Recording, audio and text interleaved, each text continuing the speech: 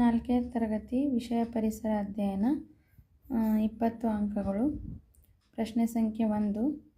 ಈ ಕೆಳಗಿನ ಪ್ರಶ್ನೆಗಳಿಗೆ ಉತ್ತರಗಳನ್ನು ಆಯ್ಕೆ ಮಾಡಿ ಬರೆಯಿರಿ. 1 ಅಂಕದ 5 ಪ್ರಶ್ನೆಗಳು. ಪ್ರಾಣಿ ಪ್ರಪಂಚದಲ್ಲಿ ಅತ್ಯಂತ ಬುದ್ಧಿವಂತ ಪ್ರಾಣಿ ಆನೆ, ತೋಳ, ಮನುಷ್ಯ, ಜಿಂಕೆ. ಇವುಗಳಲ್ಲಿ ಸರಿಯಾದ ಉತ್ತರವನ್ನು ಆರಿಸಿ ಬರೆಯಿರಿ. ಮಾಂಸಾಹಾರಿ ಪ್ರಾಣಿಗೆ ಇದು ಉದಾಹರಣೆ: ಎಮ್ಮೆ, ಹಸು, ಸಿಂಹ, ಜಿಂಕೆ.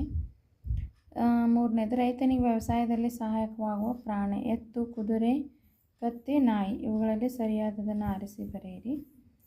ನೀರಿನಲ್ಲಿ ವಾಸಿಸುವ ಅತ್ಯಂತ ದೊಡ್ಡ ಜೀವಿ: ಮೀನು, ನೀಲಿ ತಿಮಿಂಗಿಲ, ಶಾರ್ಕ್, ಕಪ್ಪೆ. 5. ಮೀನಿನ ಉಸಿರಾಟದ ಅಂಗ: ಕಿವಿರು, ಕಣ್ಣು, ಹೊಟ್ಟೆ, ರೆಕ್ಕೆ. ಪ್ರಶ್ನೆ ಸಂಖ್ಯೆ 2. ಖಾಲಿ ಬಿಟ್ಟ ಸ್ಥಳಗಳನ್ನು ಭರ್ತಿ ಮಾಡಿರಿ. ಇವು 1 ಅಂಕದ 5 ಪ್ರಶ್ನೆಗಳು.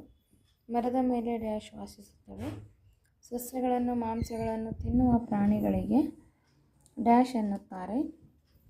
8ನೇ ಪ್ರಶ್ನೆ. ಡ್ಯಾಶ್ ಇದು ಭಾರತ ಸರ್ಕಾರದಿಂದ ಹುಲಿಗಳನ್ನು ರಕ್ಷಿಸಲು ಪ್ರಾರಂಭಿಸಿದ ಯೋಜನೆ. ಪ್ರಾಣಿ ಸಾಮ್ರಾಜ್ಯದ ಅತ್ಯಂತ ದೊಡ್ಡ ಪ್ರಾಣಿ ಡ್ಯಾಶ್. ಡ್ಯಾಶ್ ಕೀಟಗಳು ತಮಗೆ ಅಪಾಯವಾಗುವ ಸಮಯದಲ್ಲಿ ತಮ್ಮ ಬಣ್ಣಗಳನ್ನು ಬದಲಿಸುತ್ತವೆ. ಹೊಂದಿಸಿ ಬರೆಯಿರಿ. ಹಸು ಗಾಡಿಯನ್ನು ಎಳೆಯುತ್ತದೆ. ಕುರಿ ಮೊಟ್ಟೆ ಇಡುವುದು. ಕೋಳಿ ಉಣ್ಣೆಯನ್ನು ಇಡುತ್ತದೆ.